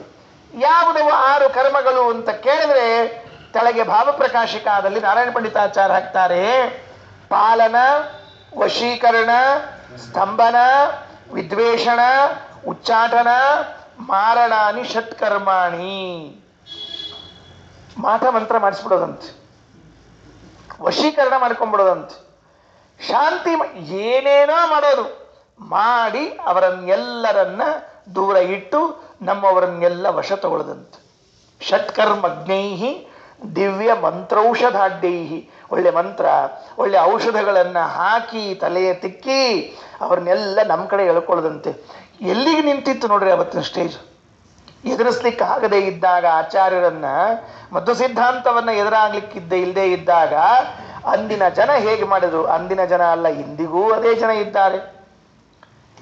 ವಾಕ್ಯಾರ್ಥ ಮಾಡ್ಲಿಕ್ಕೆ ಆಗೋದಿಲ್ಲ, ಶಾಸ್ತ್ರ ಚರ್ಚೆ ಮಾಡ್ಲಿಕ್ಕೆ ಆಗೋದಿಲ್ಲ, ಪ್ರಾಮಾಣಿಕವಾಗಿ ಮುಕ್ತ ಮನಸ್ಸಿನಿಂದ ಒಪ್ಪಿಕೊಳ್ಳಿಕ್ಕೆ ಆಗೋದಿಲ್ಲ ಅಂತಿದ್ದಾಗ ಏನಾದ್ರೂ ಮಾಡಿ ಆದರೂ ಅಡ್ಡಿ ಇಲ್ಲ, ಒಟ್ಟಿಗೆ ಅವ್ರನ್ನ ಹಾಳು ಮಾಡಬೇಕು. ನಮ್ಮಲ್ಲಿ ಗುರುಗಳು ಒಂದು ಸುಭಾಷಿತ ಹೇಳ್ತಿದ್ರಿ, ಹೆಂಗರ ಮಾಡಿ ಪ್ರಸಿದ್ಧ ಆಗ್ಬೇಕಂತ. ಏನಕೇನ ಪ್ರಕಾರೇಣ ಪ್ರಸಿದ್ಧ ಪುರುಷೋಭವ, ನೀ ಫೇಮಸ್ ಆಗ್ಬಟ್. ಹೆಂಗ ಆಗ್ಬೇಕ್ರಿ ಆಚಾರ ಅಂತ ಕೇಳಿದಂತವ, ಘಟಂ ಭಿಂದ್ಯಾತ್ ಪಟಂ ಛಿಂದ್ಯಾತ್ ಕುರ್ಯಾದ್ ಗಾರ್ಧವರೋಹಣಂ ಏನಕೇನ ಪ್ರಕಾರೇಣ ಪ್ರಸಿದ್ಧ ಪುರುಷೋಭವ. ತಲೀಲೆ ಗಡಿಗೆ ಹೊಡಿತಿರ್ತಾವ ನೋಡಿ, ಕೆಲವರು ತಲೀಲಿ ಗಡಿಗೆ ಹೊಡಿತಿರಂಗಿಲ್ಲ, ತಲೀಲಿ ಗಡಿಗೆ ಹೊಡಿತಿರ್ತಾವ. ಘಟಂ ಭಿಂದ್ಯಾತ್ ಪಟಂ ಛಿಂದ್ಯಾತ್, ಹಲ್ಲಿ ಹಿಂಗ ಕಡಿದಿರಂಗಿಲ್ಲ, ಬಟ್ಟಿ ಹರಿ, ತೆಂಗಿನಕಾಯಿ ಏನ್ ಮಾಡ್ತಿ ಮಾಡು, ಕೊನೆಗೇನೂ ಇಲ್ಲ, ಕತ್ತಿ ಮೇಲೆ ಏನ್ ಬಿಡ್ಬೇಡ ನೀನ್. ಕತ್ತಿ ಡಾಂಕಿ ಪಾಪ ಇರ್ತದಲ್ಲ, ಕುರ್ಯಾದ್ ಗಾರ್ಧವರೋಹಣಂ ಅದ್ರ ಮೇಲೆ ಏನು, ಒಟ್ಟು ಏನಕೇನ ಪ್ರಕಾರೇಣ ಪ್ರಸಿದ್ಧ ಪುರುಷೋಭವ, ಒಟ್ಟು ಪ್ರಸಿದ್ಧ ಆಗ್ನಿ ಅಷ್ಟೆ. ಇವ್ರಿಗೇನು ಅಂದ್ರೆ ಹೆಂಗಾದ್ರೂ ಮಾಡಬೇಕೇ ವಿನಃ ಬಿಡೋದಿಲ್ಲ, ಮಾಡೋಣ. ಯದ್ಯದ್ವೈತಂ ಕರ್ಕಶೈರ್ ಗೌಣ ತರ್ಕೈಹಿ ವೃದ್ಧಂ ಸಾಧ್ಯಂ ನೈವ ಭಾತ್ಯಸ್ತ್ವತಾವತ್. ಯದಿ ಒಂದು ವೇಳೆ ಅದ್ವೈತಂ, ನಮ್ಮ ಅದ್ವೈತ ಇದು, ಯದಿ ಸಾಧ್ಯಂ ಸಾಧಯಿತುಂ ಶಕ್ಯಂ ನೈವ ಭಾತಿ, ಇದನ್ನು ಸಾಧಿಸ್ಲಿಕ್ಕೆ ಆಗೋದಿಲ್ಲ ನಮ್ಮ ಕಡೆಗೆ ಅಂತ ಅನಿಸ್ತಿದ್ರೆ ಅಸ್ತು ತಾವತ್ ಇರ್ಲಿ. ಷಟ್ಕರ್ಮಜ್ಞೈಹಿ, 6 ಕರ್ಮಗಳು ಯಾವುದು ಅಂತ ಕೇಳಿದ್ರೆ ಒಂದು ಮಾತು ಹೇಳ್ತಾರೆ. ಆ 6 ಕರ್ಮಗಳು ಯಾವುದು ಅಂತ ಕೇಳಿದ್ರೆ ಪಾಲನ, ವಶೀಕರಣ. ಪಾಲನ ಹೇಗೆ ಮಾಡೋದು ಅಂದ್ರೆ ಪರಕೀಯರಿಗೆ ಮಂತ್ರ ಔಷಧಿಗಳನ್ನ ಕೊಟ್ಟು ನಮ್ಮವ್ರನ್ನ ಪಾಲನೆ ಮಾಡೋದಂತ. ಅವ್ರು ಹುಚ್ಚು ಹಿಡಿಯೋ ಹಾಗೆ ಮಾಡೋದು, ಮಂತ್ರ ಕೊಟ್ಟು ಮಂತ್ರ ಹಾಕಿ ಔಷಧ ಕುಡಿಸ್ಬಿಡೋದು, ಇದ್ದಕ್ಕಿದ್ದಂಗೆ ತಲೆ ತಿರುಗಿ ಬೀಳ್ತಿರ್ತಾವ, ಏನೋ ಆಗ್ತಿರ್ತಾವಲ್ಲ ಅವನ್ನೆಲ್ಲ ಮಾಡ್ಕೊಳ್ಳಿ ಅಂತ ಅವರಿಗಂತ. ಆಮೇಲೆ ಇನ್ನ ವಶೀಕರಣ ಅಂದ್ರೆ ಏನು ಅಂದ್ರೆ ಈ ಹಿಪ್ನೋಟೈಸ್ ಮಾಡೋದಂತಿರ್ತದೆ ನೋಡ್ರಿ, ಚಿತ್ತ ವಶೀಕರಣ ಅಂತ ಹೇಳಿ, ಅದನ್ನ ಮಾಡಿ ಆದರೂ ಪರವಾಗಿಲ್ಲ ನಮ್ಮವ್ರನ್ನ ವಶದಲ್ಲಿ ಇಟ್ಕೋಬೇಕು. ಆಮೇಲೆ ಯಾರು ಇವ್ರನ್ನ ಅಡ್ಡ ಮಾಡ್ಲಿಕ್ಕೆ ಬರ್ತಾರೋ ಅವರ ವ್ಯಾಪಾರ ಸ್ತಂಭನ ನಿಲ್ಲಿಸ್ಬಿಡೋದು, ಅವ್ರ ಕೆಲಸವನ್ನ. ಕೈ ಎತ್ತಿದ್ರೆ ಕಾಲು ಎತ್ತಿದ್ರೆ ಅಲ್ಲೆಲ್ಲ ನಿಂತ್ಕೊಂಡ್ಬಿಡ್ತಾರಂತೆ. ಭಾಗವತದಲ್ಲಿ ಹೇಳುವಾಗ ಒಂದು ಪ್ರಸಂಗ ಬರ್ತದೆ. ಚವನರು ಯಜ್ಞವನ್ನ ಮಾಡುವ ಸಂದರ್ಭದಲ್ಲಿ ಇಂದ್ರದೇವರು ಬಂದಿದ್ರಂತೆ. ಇಂದ್ರದೇವರಿಗೆ ಏನು ಅಂದ್ರೆ ಈ ಯಜ್ಞದಲ್ಲಿ ಆಹುತಿಯನ್ನ ಅಶ್ವಿನಿ ದೇವತೆಗಳಿಗೆ ಕೊಡಬಾರದು ಅಂತ ಇತ್ತವರಿಗೆ. ಚವನರು ನಾನು ಆಹುತಿಯನ್ನ ಅಶ್ವಿನಿ ದೇವತೆಗಳಿಗೆ ಕೊಟ್ಟೇ ತೀರ್ತೀನಿ ಅಂತವರು. ಈಗ ಇಂದ್ರದೇವರು ವಜ್ರಾಯುಧವನ್ನ ಎತ್ತಿಬಿಟ್ರು. ಇನ್ನು ಆ ಎತ್ತಿದ ವಜ್ರಾಯುಧ ಏನಾದರೂ ಇವರ ಮೇಲೆ ಬಿದ್ದಿದ್ರೆ ಎಲ್ಲರೂ ಸಶೇಷವಾಗಿ ಶೇಷಾರ್ಪಣ ಮಸ್ತು ಆಗ್ತಿದ್ರು. ಅದಕ್ಕೆ ಏನು ಮಾಡಬೇಕು ಈ ವ್ಯವಸ್ಥೆ ಅಂದರೆ, ಈ ಚವನರು ತಮ್ಮ ಮಂತ್ರದ ಸಾಮರ್ಥ್ಯದಿಂದ ಅವರನ್ನ ಅಲ್ಲೇ ಸ್ತಂಭನ ಮಾಡಿಬಿಟ್ರಂತೆ. ಹೀಗೆ ವಜ್ರಾಯುಧ ಎತ್ತಿ ಹಿಡ್ಕೊಂಡು ನಿಂತಿದ್ರೆ ಇಂದ್ರದೇವರು ಅಲ್ಲೇ ನಿಂತ್ಕೊಂಡ್ಬಿಟ್ರೆ, ಹಿಂಗೆ ಹಿಡ್ಕೊಂಡು ನಿಂತಿದ್ರಂತೆ. ಪಾಪ ಎಷ್ಟೋ ಹೊತ್ತು ಇವರು ಬಿಡುವನ್ನೋವರೆಗೂ ಬರಲಿಲ್ವಂತೆ. ಇಂತಹ ಒಂದು ವಿದ್ಯೆ ಇತ್ತಂತೆ. ಆ ವಿದ್ಯೆಯಿಂದ ಆದರೂ ಪರವಾಗಿಲ್ಲ ಜನರನ್ನು ವಶಪಡಿಸಬೇಕು. ಷಟ್ಕರ್ಮಜ್ಞೈಹಿ, ಅದಕ್ಕೆ ಇನ್ನ ಅವರ ಸ್ಥಾನವನ್ನು ಬಿಡಿಸ್ಬೇಕು, ಜನರಲ್ಲಿ ದ್ವೇಷ ಹುಟ್ಟಿಸ್ಬೇಕು. ಕೊನೆಗೆ ಇನ್ನೇನಿಲ್ಲ ಅಂದರೆ ಮರಣವನ್ನಾದರೂ ಗತಿ ಕಾಣಿಸ್ಬೇಕಂತ ಬಿಡೋದಿಲ್ಲ. ಇಷ್ಟು ವಿಷಯ. ಈಗ ಶಾರದಾ ತಿಲಕ ಅಂತ ಒಂದು ಗ್ರಂಥ ಇದೆ ರೀ. ಆ ಶಾರದಾ ತಿಲಕ ಗ್ರಂಥದಲ್ಲಿ ಅದರ ಟಿಪ್ಪಣಿಗಳಲ್ಲಿ ಇಷ್ಟು ವಿಶೇಷವಾಗಿ ಕೊಟ್ಟಿದ್ದಾರೆ ಅಂದರೆ, ಯಾವ ಯಾವ ದಿವಸ ಯಾವ ಯಾವ ದಿಕ್ಕಿಗೆ ಯಾವ ಯಾವ ಮಂತ್ರಗಳನ್ನು ಹೇಳಿದರೆ ಯಾರ್ಯಾರ ಪರಿಸ್ಥಿತಿ ಹೆಂಗಾಗ್ತದೆ ಅಂತೆಲ್ಲ ಹೇಳ್ಬಿಟ್ಟಾರೆ. ಇವತ್ತು ತಗೊಂಡು ಎಲ್ಲರ ಮಾಡಿ ಈಡೇರಿ ಮತ್ತು ಬರುವುದಿಲ್ಲ. ಆ ವಿಷಯ ಬೇರೆ. ಆ ಮಂತ್ರಸಿದ್ಧಿ ನಮಗಿಲ್ವೇ ಇಲ್ಲ, ಬರೋದಿಲ್ಲ ನಮಗೇನು. ನಮಗೆ ಮಂತ್ರಸಿದ್ಧಿ ಮಂತ್ರಶಕ್ತಿ ಅಲ್ಲ, ಇದ್ದ ಜೀರ್ಣ ಶಕ್ತಿನೂ ಹೋಗ್ಬಿಟ್ಟದ್ದು ನಮ್ಮಲ್ಲೀಗ. ಈ ಮಂತ್ರಶಕ್ತಿ ಅಂತೂ ದೂರೇ ಉಳೀತು. ಆಚಾರ್ಯರು ಊಟ ಮಾಡಿ ಹೊರಗೆ ಅಶ್ವತ್ಥ ಮರದ ಕಟ್ಟಿ ಮೇಲೆ ಮಲ್ಕೊಂಡಿದ್ರಂತ. ಹೋದ್ನಂತ.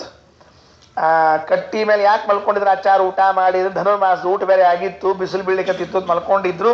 ಒಬ್ಬ ಹೋಗಿ ಅಡ್ಡಿ ಅಂತಂತ ಹಿಂಗೆ ಕಣ್ ತೆಗೆದು ನೋಡಿದ್ರಂತ ಆಚಾರ ಹಿಂಗೆ ಕಣ್ ತೆಗೆದು ನೋಡಿದ್ರೆ ಅವ್ನು ಹೇಳಿದಂತ, ಆಚಾರ ಎಷ್ಟು ಕಣ್ ತೆಗೆದ್ರು ಅಷ್ಟ ಬಾತಲಿಗೆ ಶೊಳಕ್ಕೆ ಹೋಗ್ಬೇಡ್ರಿ, ನಿಮ್ದೆಲ್ಲ ತಪಶಕ್ತಿ ಹೋಗ್ಯದ, ಜೀರ್ಣಶಕ್ತಿ ಒಂದದ, ಅದು ಹೋದ್ರೆ ಕಷ್ಟ, ಸುಮ್ ಕೊಡ್ರಿ ಅಂತ ಹೇಳಿದಂತವ.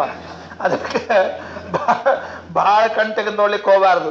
ಹಿಂದೆಲ್ಲ ಇತ್ತು ಒಂದು ಕಾಲದಲ್ಲಿ, ಇವಾಗ ಕಣ್ ತೆಗೆದ್ರೆ ಸುಟ್ಟು ಹೋಗ್ತಾರೆ ಅಂತ ಹೇಳ್ತಿದ್ರು. ಈ ಕಣ್ ತೆಗೆದ್ರೆ ಯಾರೂ ಸುಡಂಗಿಲ್ಲ, ಇವನೇ ಸುಡ್ಕೋಬೇಕು ಅಷ್ಟೇ ಕೆಲಸ.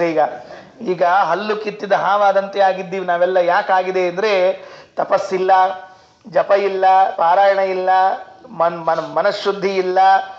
ಅದು ಪರಾನ್ನೇನ ಉದರಂ ದಗ್ಧಂ ಒಂದು ಗಾದಿ ಮಾತದರಿ. ಯಾವುದೇ ಆದ್ರಿಂದ ಏನೇನು ಸುಟ್ಟು ಹೋಗ್ಯಾವ ನಮ್ಮೆಲ್ಲ ಅಂತ ತಿಳ್ಕೊಂಡು ಹೇಳಿ, ಹಿಂಗಾಗಿ ಏನು ಉಪಯೋಗ ಬೀಳೋದಿಲ್ಲ. ಆದರೆ ಅವ್ರು ಹೇಳಿದ್ರು, ಯಾವ ಯಾವ ಮಂತ್ರಗಳು, ಯಾವ ಯಾವ ದಿಕ್ಕು, ಯಾವ ವಾರ ಎಷ್ಟನ್ನ ಮಾಡಿದ್ರೆ ಏನಾಗ್ತದೆ ಎಂಬುದನ್ನು ಎಲ್ಲವನ್ನೇ ಹೇಳಿಕೊಟ್ಟಿದ್ದಾರೆ. ಅದೆಲ್ಲ ಈಗ ಪ್ರಸಂಗ ಇಲ್ಲ, ಅದರಿಂದ ಸುಮ್ಮನೆ ಅಷ್ಟೇ ಹೇಳಿದ್ದೇನೆ. ಅಂತೂ ಇಷ್ಟೆಲ್ಲ ಮಾಡಿಕೊಂಡು ಷಟ್ಕರ್ಮಜ್ಞೈ ದಿವ್ಯ ಮಂತ್ರೌಷಧಾಢ್ಯೈ ಪದ್ಮತೀರ್ಥರೇ ಮೊದಲಾದವರೆಲ್ಲ ಏತಾನ್ ಗುಪ್ತಾನ್ ನಹ ವಿಜೇತಾ ಕಹ, ಇಂಥವರೇ ನಮ್ಮ ರಕ್ಷಣೆಗೆ ಇದ್ದಾಗ ನಾವು ಯಾಕ್ರಿ ಹೆದರಬೇಕು ಅಂತ ಇಷ್ಟು ಹೇಳಿದ್ರು. ಆದಮೇಲೂ ಸಮಾಧಾನ ಆಗಲಿಲ್ಲ. ಮತ್ತೊಂದು ಮಾತು ಹೇಳಿದ ಮುಂದೆ, ಯದ್ಯಪ್ಯೇವಂ ನಚ್ಯುಪೇಕ್ಷೋ ವಿಪಕ್ಷ ಕಿಂತು ಪ್ರಾಪ್ತೋ ನಾಧುನಾ ಕ್ರಂದಕಾಲಃ ಅಪ್ಯದ್ವಂದ್ವ ಸ್ವಾತ್ಮಬೋಧ ಪ್ರತೀತೈಃ ಆಚಾರ್ಯೈರ್ಯತ್ ಶಂಕತೆ ಶಂಕರಾದ್ಯೈಃ. ಈಗಾಗಲೇ ಐಕ್ಯವನ್ನ ಪಡೆದಿರುವಂತಹ ಶಂಕರಾಚಾರ್ಯ ಮೊದಲಾದ ಪ್ರವೃತ್ತಿಗಳಿಗೇನೆ ಸಂಶಯ ಬರೋ ಹಾಗೆ ಇದೆ. ಇದು ಯಾವುದು ಬದ್ಧ ಸಿದ್ಧಾಂತ. ನಾವೆಲ್ಲ ಇಷ್ಟು ಪ್ರಚಾರ ಮಾಡಿ ಬಂದಿದ್ದೇವೆ. ಇಷ್ಟು ಪ್ರಚಾರ ಮಾಡಿ ಬಂದರೂ ಕೂಡ ಈಗ ಭೇದ ಇದೆ, ಐಕ್ಯ ಇಲ್ಲ ಅಂತ ಎಲ್ಲ ಹೇಳ್ತಾ ಇದ್ದಾರಲ್ಲ, ನಮಗೆ ಚಿಂತೆ ಹತ್ತಿದೆ ಅಂತ ಪಾಪ ಅವ್ರು ಅಂದ್ಕೊಳ್ತಾರಂತೆ. ಅಪಿ ಅದ್ವಂದ್ವ ಸ್ವಾತ್ಮಬೋಧ ಪ್ರತೀತೈಹಿ ಅಹಂ ಬ್ರಹ್ಮಾಸ್ಮಿ ಎಂಬ ಜ್ಞಾನವನ್ನ ಪರಿಪಕ್ವ ಮಾಡಿಕೊಂಡು ತಾವೇ ಬ್ರಹ್ಮರಾಗಿ ಬಿಟ್ಟಿದ್ದಾರಲ್ಲ, ಹಾಗೆ ಬ್ರಹ್ಮಭೂತರಾದ ಅವರು ಆಚಾರ್ಯೈಹಿ ಶಂಕರೇ ಶಂಕತೆ ಶಂಕರಾಜ್ಯೈಹಿ ಅವರೇ ಚಿಂತೆ ಮಾಡ್ತಾ ಇದ್ದಾರೆ. ಯದ್ಯಪ್ಯೇವಂ ನಹ್ಯುಪೇಕ್ಷೋ ವಿಪಕ್ಷ. ಇರಲಿ, ನಾವೆಲ್ಲ ಇಷ್ಟು ಸಮರ್ಥರಿದ್ರೂ ಕೂಡ ಆ ವಿಪಕ್ಷವನ್ನ ಉಪೇಕ್ಷೆ ಮಾಡಬಾರ್ದಂತೆ.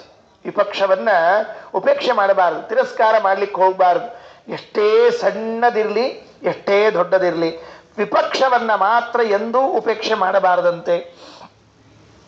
ಹಿರಣ್ಯಕಶಿಪು ಪ್ರಹ್ಲಾದರಾಜರು ವಿಷ್ಣು ಭಕ್ತಿ ಅಂತ ಕುಣಿತಾ ಇದ್ದದ್ದನ್ನು ನೋಡಿ ತೊಡೆ ಮೇಲಿಂದ ಬಿಸಾಡಿ ದೈತ್ಯರಿಗೆ ಹೇಳಿದ್ದಂತೆ, ನೀವೆಲ್ಲರೂ ಸೇರಿ ಇವನನ್ನು ಕರ್ಕೊಂಡು ಹೋಗಿ ತುಂಡು ತುಂಡು ಮಾಡಿಬಿಡ್ರಿ, ನನ್ನ ಮಗ ಹುಟ್ಟಿದ್ದಾನೆ ಅನ್ನೋದನ್ನೇ ಮರ್ತು ಬಿಡ್ತೇನೆ ಅಂದರು. ಯಾರೋ ಹೇಳಿದ್ರಂತ, ಸ್ವಾಮಿ ಸಣ್ಣ ಹುಡುಗದ ಅದು ಎಷ್ಟು ಏನು ಮಾಡಿತ್ತು ನಿಮಗೆಲ್ಲರ ಇಷ್ಟದ ಚೋಟ್ಯ, ಬಿಟ್ಬಿಡ್ರಿ, ನಾ ದೊಡ್ಡವಾದ್ಮೇಲೆ ತಾನ ಬುದ್ಧಿ ಬರ್ತದ, ಅವಾಗ ತಿದ್ಕೋತಾನ. ಈಗ ಹಂಗೆ ಇರ್ತದೆ ಯಾವಾಗಲೂ. ಸಣ್ಣವರಿದ್ದಾಗ ಸಂಧ್ಯಾವಂದನೆ ಏನು, ದೇವ್ರ ಪೂಜೆ ಏನು, ಮುದ್ರೆ ಏನು, ಢಾಳ್ ಢಾಳ್ ಢಾಳ್ ಹತ್ಕೊಂಡಿರ್ತಾರೆ. ಸ್ವಲ್ಪ ಒಂಚೂರು 7th ದಾಟಿ 8th 9th ಬರೋ ಹೊತ್ತಿಗೆ ದೇವ್ರ ಪಟ್ಟಿಗೆ ಒಳಗೆ ಹೋಗಿರ್ತದೆ. SSLC ಬರೋ ಹೊತ್ತಿಗೆ ಸಂಧ್ಯಾವನಿ ಪಟ್ಟಿಗೆ ಒಳಗೆ ಹೋಗಿರ್ತದೆ. PUC ಬರೋ ಹೊತ್ತಿಗೆ ಇವ್ರು ಸಂಧ್ಯಾವನಿ ಬಚ್ಚಲ್ದಾಗ ಆಗ್ತಿರ್ತದೆ. ಈ ಬಿ ಬಂತು ಅಂದ್ರೆ ಸಂಧ್ಯಾವಂದನೆ ತಿಲಾಂಜಲಿ ಆಗಿರ್ತದೆ, ಮುಗಿದು ಹೋದ ಕೆಲಸ ಅಷ್ಟೇ.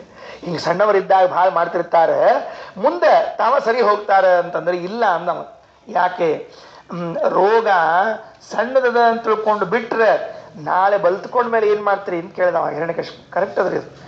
ರೋಗ ಈಗ ಸಣ್ಣದೆ ಅದೇನಾಗ್ತದೆ, ಒಂಚೂರು ಸಣ್ಣದು ಇಷ್ಟ ಅಂತ ನೀವು ಬಿಟ್ರಿ ಅಂದರೆ ನಾಳೆ ಇಡೀ ಮೈ ತುಂಬ ಹಬ್ಬಿಕೊಂಡು ಕೂತ್ಕೊಂಡ್ರೆ ಏನು ಮಾಡ್ತೀರಿ?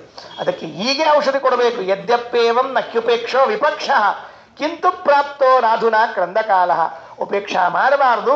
ಹಂಗೆ ಗೋಲ್ಡೋ ಅಂಥ ಕಾಲೇನು ಬಂದಿಲ್ಲ, ಇನ್ನೂ ತಳೋ ಕಾಲೇನು ಬಂದಿಲ್ಲ, ಆದರೂ ಎಚ್ಚರದಿಂದ ಇರಬೇಕು ನಾವು ಅಂತ ಎರಡೂ ಆ ಕಡೆ ಈ ಕಡೆ ಗೋಡಿ ಮೇಲೆ ಅಡ್ಡಗೋಡಿ ಮೇಲೆ ದೀಪ ಇಟ್ಟಂತೆ ಮಾತಾಡಿಬಿಟ್ಟ.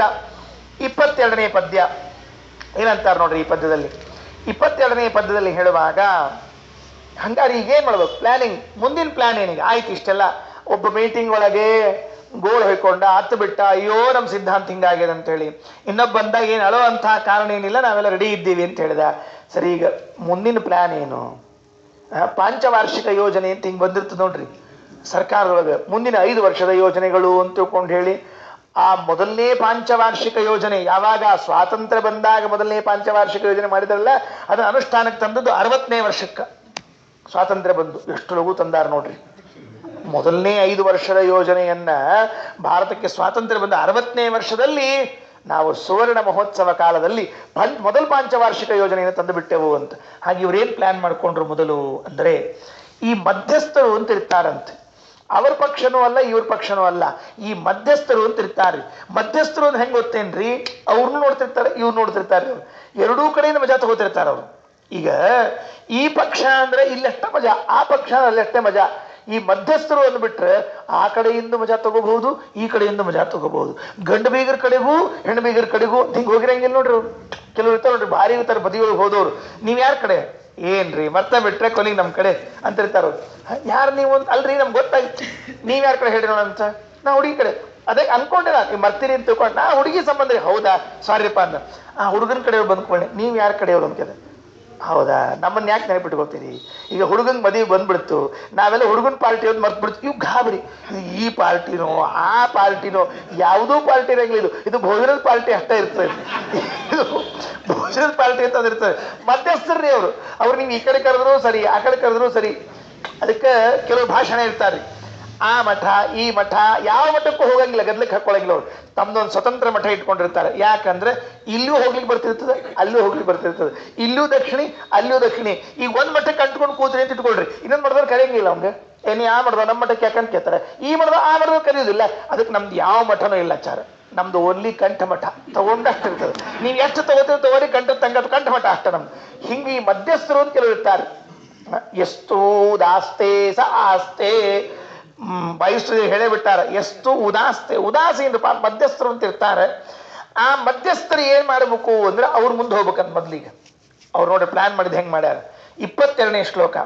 ಪಾರಂಪರ್ಯೇಣಾಗತಂ ತತ್ವಶಾಸ್ತ್ರಂ, ಪಾರಂಪರ್ಯೇಣಾಗತಂ ತತ್ವಶಾಸ್ತ್ರಂ ಹಂತೋತ್ಸನ್ನಂ ನೂತನೇನೇತ್ಯುದೀರ್ಯ ತೇಷಾಂ ದೋಷ ವರ್ಣನೀಯ ವಿದಗ್ಧೈಃ ಸಂತೋ ಸಂತೋ ವಾಪಿ ಮಧ್ಯಸ್ಥಲೋಕೆ.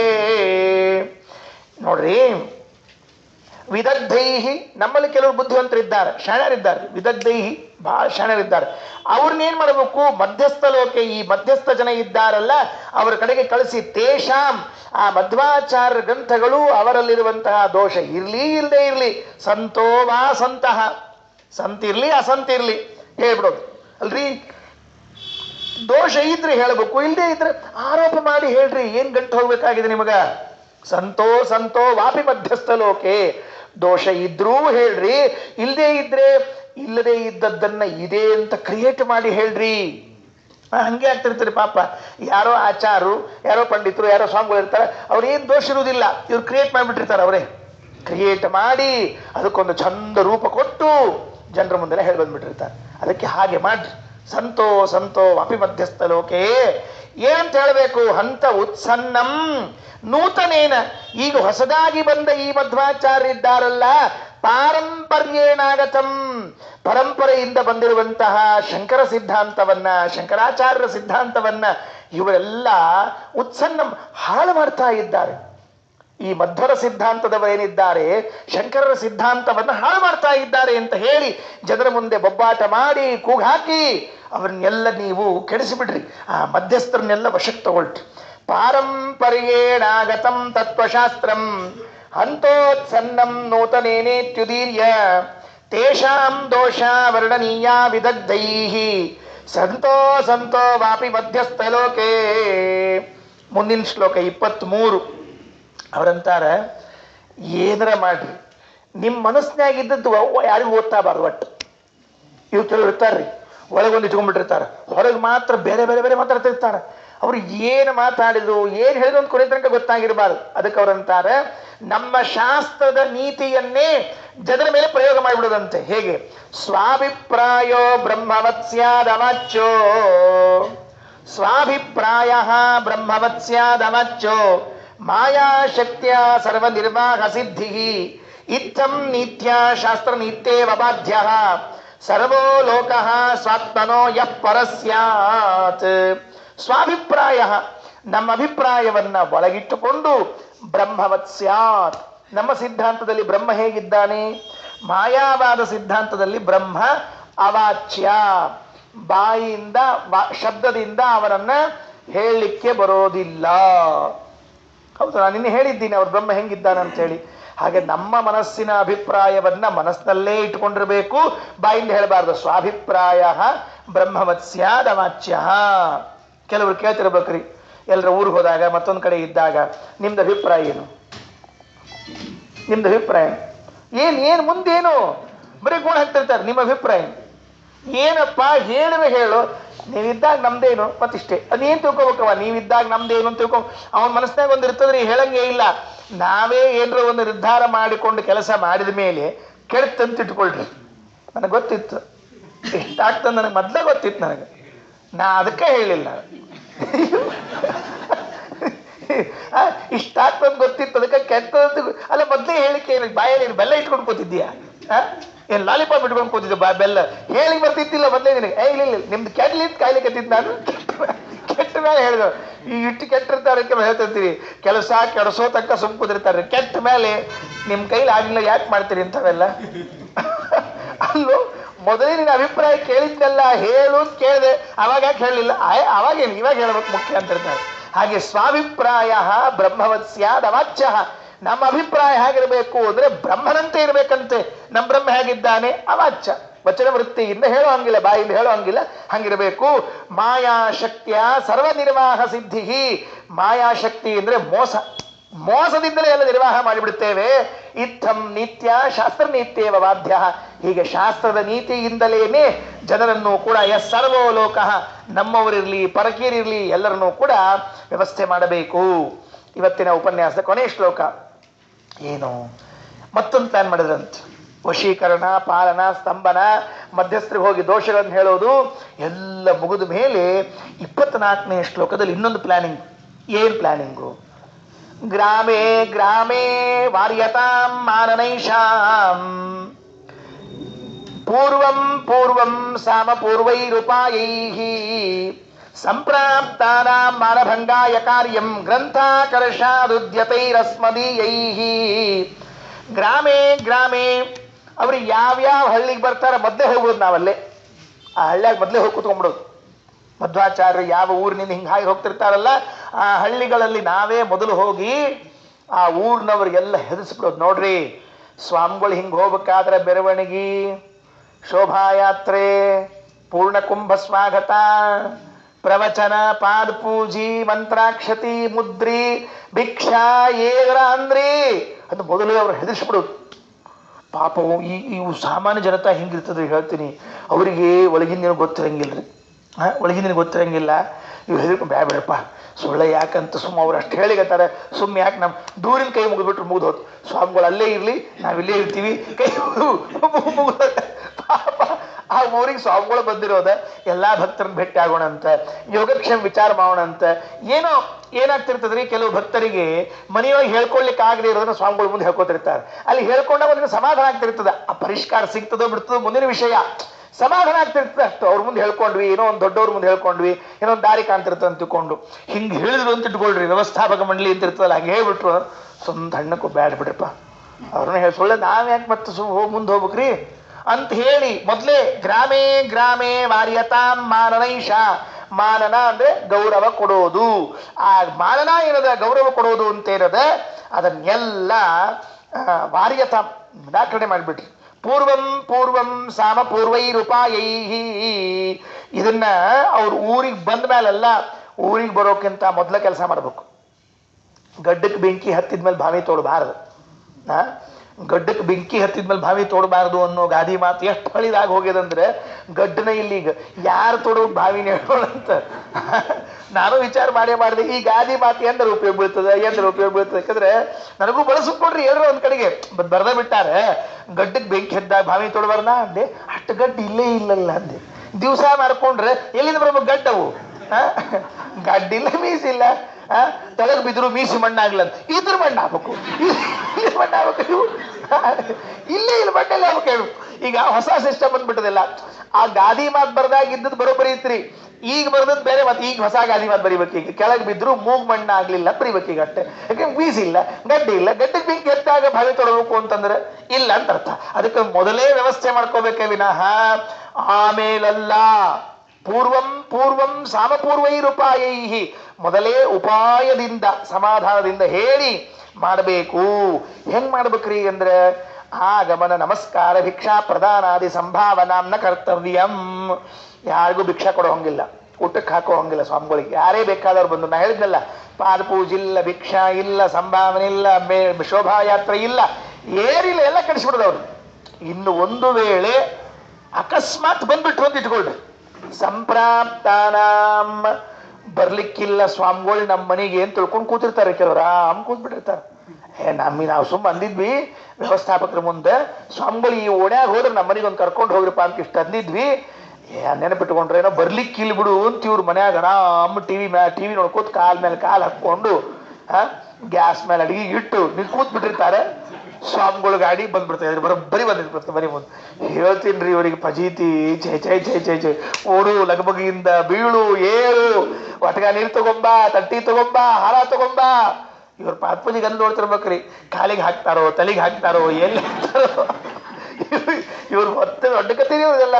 ಯಾಕಂದ್ರೆ ನಮ್ಮ ಸ್ವಾಮಿ ಜೊತೆಗೆ ನಾ ರಗಡ್ಸಲಿ ಹೋಗಿನ್ರಿ, ನಂಗೆ ನೆನಪದ ಇಲ್ಲ ಅಂತ ಮೊದ್ಲು ಇಟ್ಕೊಂಡ್ಬಿಟ್ಟಿರ್ತಾರೆ. ಸ್ವಾಮಿ ಹೋಗ್ಬಿಡೋಣ, ಹೋದ ಕೂಡಲೇ ಅವ್ರದ್ದು ಗಡಿಬಿಡಿ ಬಿದ್ದು ಗಂಡ ಹೆಂಡತಿ ಜಯ ಜಯ ಜಯ ದೊಡ್ಡ ಕಥೆಯಾಗ ಇರ್ಲಿ. ಅದಕ್ಕೆ ಸಂಪ್ರಾಪ್ತಾನ ಅಕಸ್ಮಾತ್ ಬಂದ್ಬಿಟ್ರೆ ಮಾನಭಂಗಾಯ ಕಾರ್ಯಂ, ಮರ್ಯಾದೆ ತೆಗೆದ್ಬಿಡ್ದವ್ರದ್ದು. ಮಧ್ವ ಸಿದ್ಧಾಂತದವರು ಅವ್ರ ಶಿಷ್ಯರು ಯಾರಾದ್ರೂ ಈ ಬೀದಿ ಒಳಗೆ ಹೋದ್ರು ಮರ್ಯಾದೆ ತೆಗೆಯೋದು. ಹೆಂಗ್ ಮರ್ಯಾದೆ ತೆಗಿತೀರಿ ಅಂತ ಕೇಳಿದ್ರೆ ಗ್ರಂಥಾಕರ್ಷ ರುದ್ಯತಿ ರಸ್ಮದೀಯೈ, ಅವರ ಪುಸ್ತಕದ ಚೀಲ ಇರ್ತದಲ್ಲ ಅದನ್ನು ಕದ್ಕೊಂಡು ಹೋಗ್ಬಿಡೋದಂತ.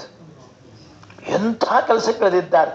ಪುಸ್ತಕ ಕದ್ಕೊಂಡು ಹೋಗೋದು, ದಂಡ ಮುರಿದು ಹಾಕಿಬಿಡೋದು, ಅವರ ಭಿಕ್ಷಾಪಾತ್ರಗಳನ್ನು ಮುರಿದು ಹಾಕಿಬಿಡೋದು, ಶಾಟಿಗಳನ್ನು ಹರಿದು ಹಾಕಿಬಿಡೋದು, ಇದನ್ನೆಲ್ಲ ಮಾಡಿಯಾದರೂ ಅವರನ್ನ ಇಲ್ಲಿಂದ ಆಚೆ ತಳ್ಳಬೇಕು. ಒಟ್ಟಿಗೆ ಅವ್ರನ್ನ ಒಳಗೆ ಬಿಡಬಾರ್ದು ಅನ್ನೋ ಪ್ಲಾನ್ಗಳನ್ನ ಮಾಡಿದ್ರು ಅಂತ ಅವತ್ತಿನ ಕಾಲದಲ್ಲಿ ಏನ್ ಸಿದ್ಧತೆ ಇತ್ತು ಅದನ್ನು ಪಂಡಿತಾಚಾರ್ಯರು 24ನೇ ಶ್ಲೋಕದಲ್ಲಿ ತಿಳಿಸಿದ್ದಾರೆ. ಇಷ್ಟು ಯಾಕೆ ಅವರು ದ್ವೇಷವನ್ನ ಮಾಡಿದ್ರು ಎಂಬುವಂತಹ ಮಾತನ್ನ ಮುಂದಿನ ಶ್ಲೋಕದಲ್ಲಿ ಇತ್ಯಾದ್ಯೇತೆ ಕಾರ್ಯಮಾಲೋಚ್ಯ ಕಾಲೇ ಚಕ್ರುರ್ವಕ್ರಾಹ ಚಕ್ರಿಭಕ್ತಿ ಪ್ರತೀಪಂ ಯೋಗ್ಯ ಮಂತುಂ ತೇನ್ಯಥಾ ಸ್ಯುಃ ಕಥಂ ವಾ ದುಃಖೋ ಗ್ರಾಂಭಸ್ಯಂಧತಾ ಮಿಶ್ರ ಸಿಂಧೌ ಅನ್ನೋದನ್ನ ನಾಳೆ ಸಿಕ್ಕಾಗ ನೋಡೋಣ. ಶ್ರೀಕೃಷ್ಣಾರ್ಪಣಮಸ್ತು.